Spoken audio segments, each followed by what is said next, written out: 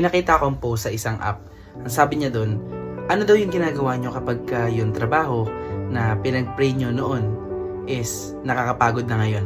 At merong isang reply doon na talagang tumusok sa heart ko.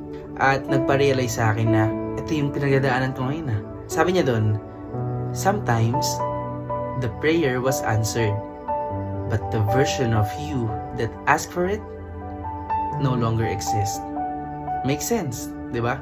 Yung work or status in general na pinag-pray mo noon is nakakapagod na sa'yo ngayon. Maybe because you want something new or unti-unti ka na nagiging ungrateful nang hindi mo na mamalayan. Let's put it this way. Yung work and status na pinag-pray mo noon na tinatamasa mo ngayon is the same work and status na hanggang ngayon pinag-pray pa rin ng ibang tao. Maybe it's time for you to reflect. Napapagod ka lang ba talaga? Or you're being ungrateful?